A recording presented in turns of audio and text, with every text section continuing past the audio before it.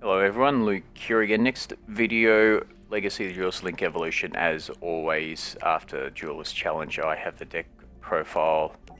For what I use, this is at multiple archetypes. I used a bit of anything and everything, rank 4s, and it's level 4s, etc.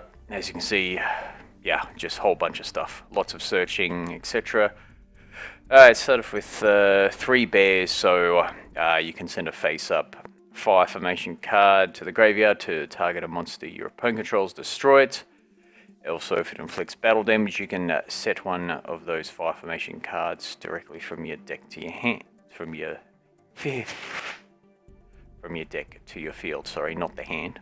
Wow, first card in, I'm already messed up.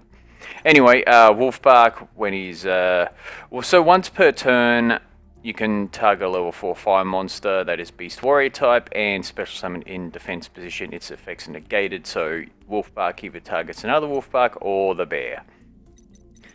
Green Gadget, when it's normal special summon, you add a red gadget to your hand.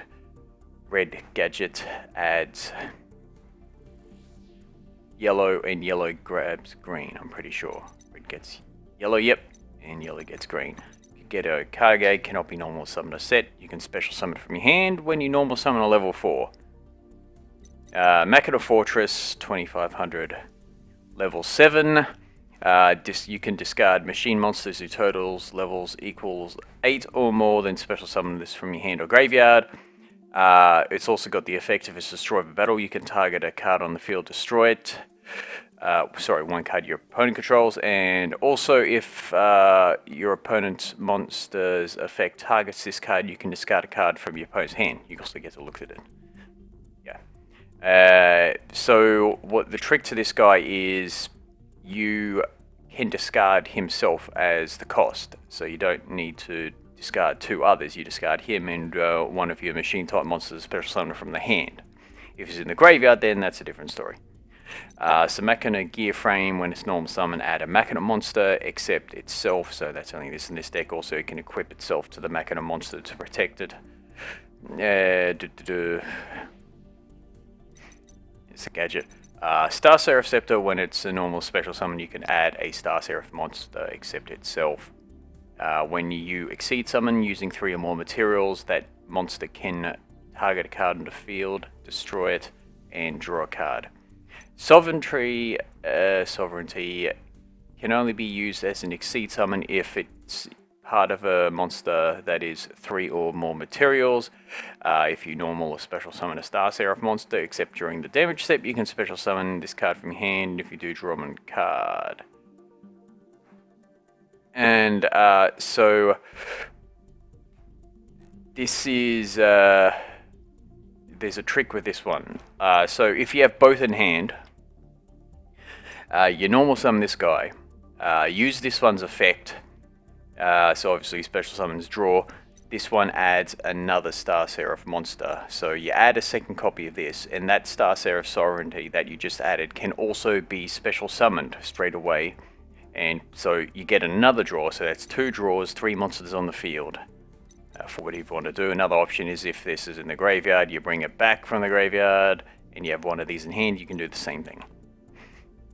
Let's see, Tin Goldfish is when this card is normal summon, you can special summon a level 4 monster from your hand, which is basically everything. Traptrix Dioneer. All Traptrix monsters are unaffected by the effects of normal whole trap cards. When it's normal summon, you can target a Traptrix monster in your graveyard and special summon in defense, and they get their effects too. When it's special summon, you can target a whole normal trap card in your graveyard, set that target, but banish it during the end phase of your next turn if it's still on the field. Mantis is, you can add a Traptrix monster from your deck to your hand. When it's normal summon, once per turn, you can target a set spell trap card you control, return that target hand, and then you can set a spell or trap card from your hand. Let's just say something is targeted, you can return it and then set something else in a different slot. Millennium, when it's normal summon, add a normal whole trap card to your... one whole normal trap card from your deck to hand. If it's special summon, you can target a spell trap your opponent controls and destroy it. And there's that yellow gadget. Okay, so let's go to some spells now. Fire Formation Goku. Target a set spell or trap card. Your opponent cannot activate the targeted card in response. But while this card is face up, that card cannot be activated while it's on the field. And all beast type warrior and all beast warrior type monsters you control gain 100 attack.